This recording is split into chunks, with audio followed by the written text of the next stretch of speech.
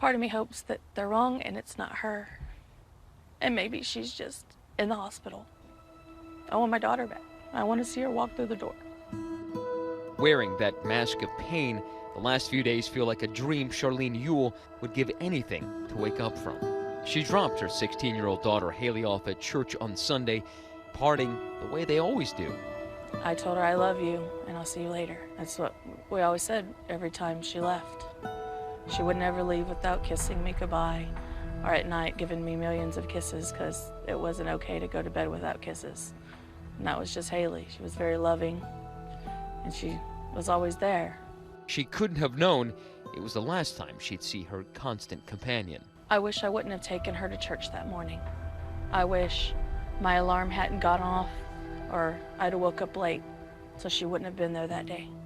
With survivors and loved ones crushed by the enormity of the loss in this pin-dot-sized town, the investigation grinds on. This is a massive crime scene. It's a long process, and like I said, we're only 48 hours into this.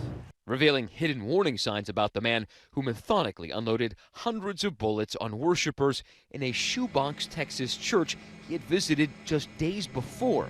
And now a portrait of a monster emerging. While in the Air Force, Devin Kelley was convicted of assaulting his ex-wife and fracturing his infant stepson's skull. A 2012 police report reveals that he escaped from a mental health facility to, quote, carry out death threats against his superiors, attempted to smuggle weapons onto the base where he was stationed. He seems to be somebody who was angry. He has a past history of violent behavior. These are all characteristics that we've seen in a number of mass casualty attackers over the last several years.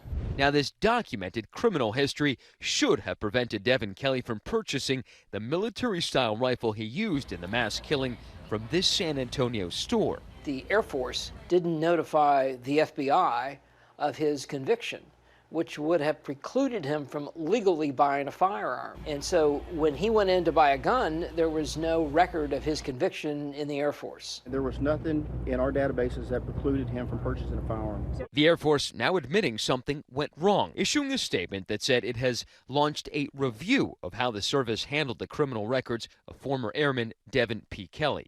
We've taken responsibility, and we're going to find out what happened and fix it. But even if the Air Force had passed those records along, Kelley may have been able to acquire weapons through other means. There are informal ways or illegal ways, you can steal it or buy it off the black market some way, to acquire weapons, because the reality is there are several million weapons in this country and a lot of assault weapons out there where if you're really determined to find them, you'll find them. The sporting goods store saying in a statement, we also confirmed that both sales were approved by the National Instant Criminal Background Check System.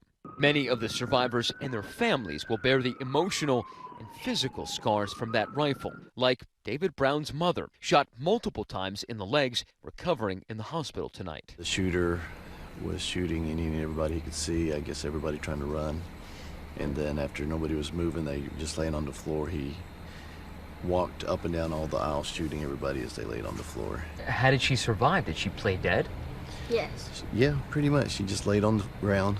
And so many never made it out of that church, including 8 members of the Holcomb family, spanning 3 generations, including a pregnant mother and a 1-year-old. The whole family was beautiful inside and out. They always thinking about somebody else, always there to help you. In a country where mass shootings have seemingly become monthly events, one would think preventing the next massacre would be a priority. The debate over gun control once again coming to a head. President Trump today in South Korea rebuffed potential restrictions on gun buyers. You've talked about wanting to put extreme vetting on people trying to come into the United States, but I wonder if you would consider extreme vetting for people trying to buy a gun. If you did what you're suggesting, there would have been no difference 3 days ago, and you might not have had that very brave person who happened to have a gun or a rifle in his truck go out and shoot him and hit him and neutralize him. And I can only say this, if he didn't have a gun, instead of having 26 dead, he would have had hundreds more dead. So that's the way I feel about it. But President Trump's nominee for Assistant Secretary of Defense for Health Affairs made this statement during his confirmation hearing today. I'd also like to, and I may get in trouble with other members of the committee, just say, how insane it is that in the United States of America, a civilian can go out and buy a semi-automatic assault rifle like an AR-15, which apparently was the weapon that was used. This is not simply an issue of gun control. This is really an issue of being better able to identify people living in our communities who are exhibiting the behaviors consistent with somebody preparing to carry out an attack like this. One key to identifying potential mass killers, past incidents of domestic violence, like the ones in Kelley's criminal record. Devin Kelley had a long history of being a dangerous person. We know that he abused animals. We know that he fractured the skull of his infant stepson. We know that he tried to strangle his wife, which is actually a huge indicator for someone who may commit a mass shooting. One study found that 54% of mass shootings in the U.S. were tied to domestic or family violence. Investigators believe this killing spree was rooted in a domestic dispute. They say Kelley was hunting for his mother-in-law.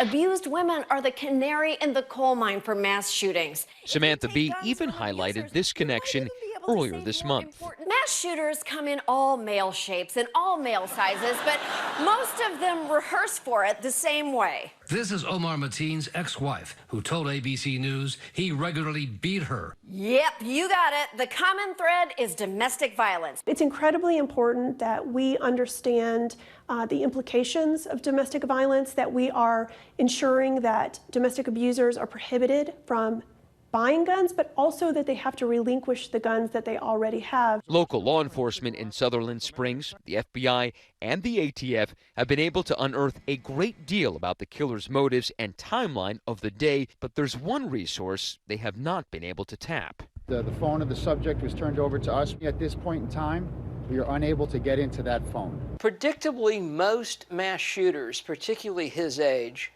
communicate electronically. To see what's on his phone may give you a window into what he was doing moments before the shooting. But what's painfully clear here tonight at a vigil held at Haley Kruger's high school, answers won't heal the hurt that has touched nearly everyone here.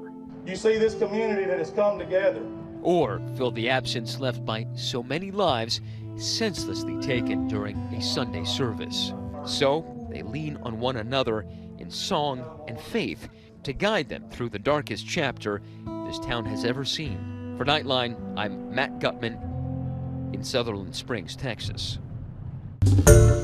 Hi everyone, George Stephanopoulos here. Thanks for checking out the ABC News YouTube channel. If you'd like to get more videos, show highlights, and watch live event coverage, click on the right over here to subscribe to our channel, and don't forget to download the ABC News app for breaking news alerts. Thanks for watching.